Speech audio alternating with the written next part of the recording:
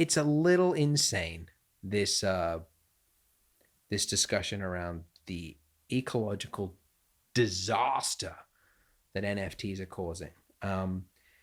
You know, it's perfect fodder for the art community because, you know, most of us are, we lean one direction politically, and therefore a lot of artists are ecologically minded, care about the environment, and that's a good thing.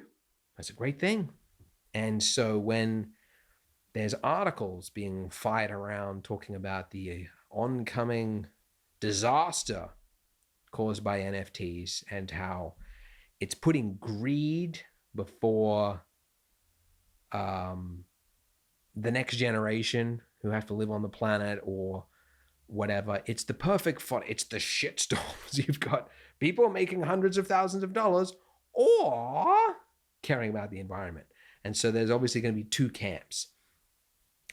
But here's the thing. I talked about it on the last episode. I was like, yeah, it's very inefficient. And I think it is. NFTs are definitely inefficient. The way that, basically the way it works is it's like, you can't just like transfer a token to one person to another. It has to be authenticated. And all the other machines around the world that are working on Ethereum, because that's the main one that's used, they all have to like work through it, mine it, burn those fans, and go, yep, that person owns that thing.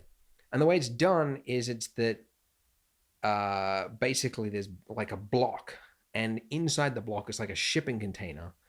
When they work on the block, inside, you don't know what's inside the shipping container because you can't open it. It could be one transaction, it could be thousands of transactions. They could be complex or they could be simple, or they could be nothing in the box, and the processing time will be the same. So whether NFT keeps going or whether people keep selling artworks or not does not make a difference. And this is the counter debate, is that much like a train that is always running, it doesn't make any difference whether you participate in it or not. Now, of course, there's a debate of like, oh, well, yes, but then if there's more people filling up the train, then the seats go up in price. So basically, the only thing that would really seem to make a difference, correct me if I'm wrong here, is if Ethereum prices go up because of NFTs, that more people are driven to put their computer online in order to process it and mine it, right? That's really the only thing that seems to that would make any sort of a difference. If that's true, and I don't know, I was talking to a developer on Twitter who is a lead developer at Ethereum, and that does seem to be the case. You can't put like a dollar price on this NFT costs this much energy to produce, or this many it's not transactions based, it's not price based. You can't do that, in which case, what's all the figures coming from? Why are we saying that like this art piece cost this much? And am I missing something? It doesn't seem right. It seems that if it's all based around this other thing, so yeah, it seems like it's very inefficient, and it would be nice if I could participate in it without having to think of myself as a villain in a Captain Planet episode. It would be nice. And when it moves to Ethereum 2, supposedly by next year, some people go, oh yeah, but they've been saying that forever. And it's like, yeah, well, they will keep saying it until it happens, and then it happens. And it's going to happen. And I think the pressure on the NFT platforms, they got the message. So there's already rival marketplaces that have opened up that are using the new proof of stake. That's the one, instead of proof of work. And that's like vastly more inefficient. That will, yeah, basically they got the message. People are moving to those ones. So there's a huge incentive to fix the issue. So, you know, yeah, it's going to happen. But yeah, the thing is, does it really matter? Yeah, I said before, how many icebergs do we need? No, what I'm saying is in the grand scheme of things, NFTs are nothing. Really nothing. If you're looking at emissions across the planet, okay? Now, I hate it when someone brings up a problem and they want to talk about a problem, and then someone goes, well, why are you talking about that problem? This problem is way worse, right? So you should be able to talk about NFTs without someone comparing it to food, right? Like food is like way worse, beef consumption or whatever. You should be able to do that, right? But to a point, there's a limit, because perspective means something. Imagine this. Imagine if there was like a global movement about preventing deaths by lightning strikes. Okay. And there was long threads on Twitter of people bringing awareness to death from lightning strikes.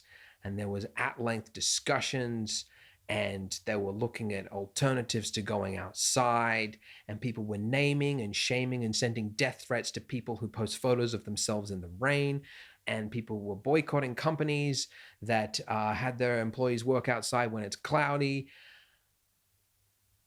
And then there was like a doctor who was like, well, you know, it only kills a handful of people every year. If the goal is net reduction in people dying, you would be better spent convincing people to eat less food, because heart disease kills hundreds of thousands of people every year. And then if people were like, you shut up, we should be able to talk about bad things without you talking about things that are worse, it would be crazy, right? At a certain point, things become overkill, things become overblown. And what I just described is the exact perfect analogy for NFTs, because they are in fact the exact same percentage of difference. The NFTs are to global emissions what lightning strikes are to mortality, to fatalities across a country in a year. 0.0006% of emissions and mortalities, lightning strikes. So does it matter? Is it worth all this time? Is it worth all this effort? And the thing is like, if all you cared, if all your eco activism was based around fixing NFTs, and let's say you were insanely successful at it to the point that you just killed it, just wiped it out and destroyed that, you would have a 0.0006% influence of emissions on the planet, right? Now, I don't know about you, but that sounds like a spectacular waste of my time, because you wouldn't even be able to observe it, even if you were able to accomplish that. You would not be able to see any effect in that. You would not be able to record it and see what has changed because of it. And so that's why a part of me, in fact, a large part of me, thinks with a lot of this movement, it's what the boomers say the millennials are doing. It's pretending to care. That's what I think. I know that sounds mean, because I know people do honestly care about this, and they're trying to be mindful and all that kind of thing. But it really doesn't matter if for the next year people use these NFT platforms that are a little bit bad, right? Because they're going to move to the new system. It's going to be fixed soon anyway.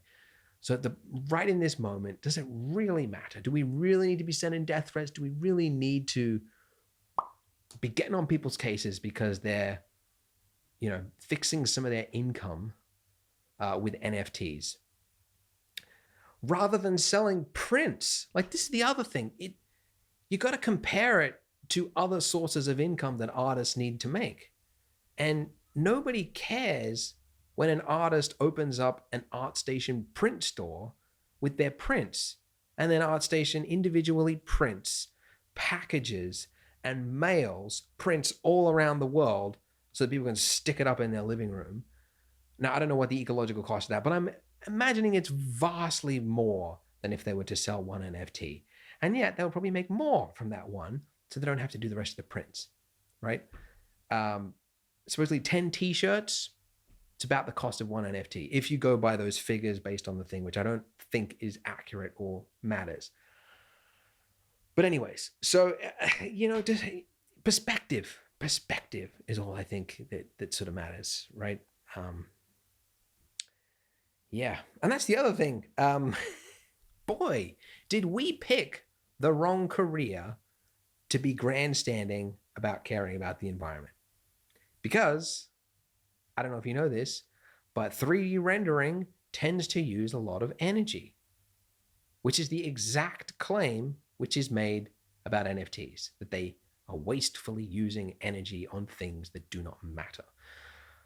Well, I did some math based on the amount of watts a computer uses. A computer like mine, it's about 800 watts an hour or whatever, 19 kilowatts for a day.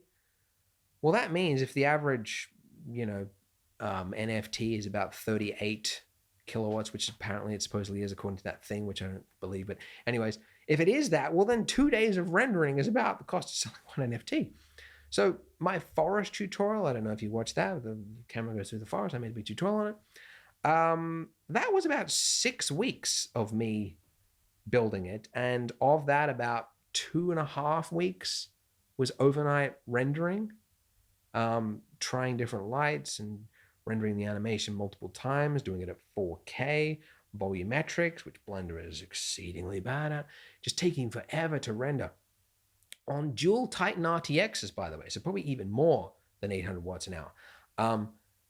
All of that was, I don't know how many, what was that, 5 to 10 NFTs? I have no idea. And yet when I posted it, no one said anything. Nobody came after me. Nobody tried to cancel me for making NFTs. In fact, if anything, people were like impressed at how patient I was to do the renderings, right? That I did this animation. So then that brings the point, is like, should we not do animations? Should we only support artists who are animating things that are of value? Or what about just becoming a 3D artist, right? Like, should we not encourage people to join the space, right? Am I the devil because I've made a donut series that have brought tens of thousands of people to the starting their 3D journey or something, right? Because, I mean, when you think about it, most of those people are just hobbyists, and they will be hobbyists. Maybe, I don't know, 10% will actually get a career in it. So really, they're just making something for fun that they're just going to show off to their friends. What value does that add to the world? So that's a huge ecological cost. So everybody draws the line somewhere. And we have to accept that people are going to draw their line differently. Some people are going to take less flights. Some people are not going to drink coffee, because coffee, I did the math here, if you have like 2 coffees a day with milk, by the end of the year, that's about 2 to 3 NFTs if you go by that chart. So everything has an ecological cost. Everybody draws a line somewhere differently. And I think most people are just fronting. I mean, if behavioral science tells us anything, it's that people will do whatever it takes to have the perceived look among their tribe that they are doing the right thing. If you tell people how much energy they are using in the house, they did a study on it. They tried all these methods of like trying to get people to reduce their energy consumption in the house. The only thing that actually worked was telling them that this, compared to your neighbors, you are using more electricity, right? People are like, oh no, I didn't know that. The other houses around me are using less electricity than me, right? You know, you say you recycle, people don't. You know, you say you do this, you know, you say you care about NFTs, and yet you eat meat every night, right? Which over the course, if you have one every night, 2 weeks, it's one NFT, gone by that chart. So, you know, that's why I think it's just like it's this big front, you know? Some people care. Some people genuinely, truly do care. And there are a few artists I know that could make a lot of money right now, but are choosing not to, purely because of ecological reasons. I think that's great. And I think the marketplace has got the idea. They figured it out. And there's competition now because the ones that are environmentally conscious are now doing, their customers are moving there. So they got the message. But then there's also just this 99% of the conversation, I think, is just, it's just a front. So, you know, that's what it is. Yeah. But hey, that's what happens when it's a new space. You'll have a big uproar, especially when there's jealousy involved. Because I think there's a little part of it as well, you know? You see somebody's work and you're like,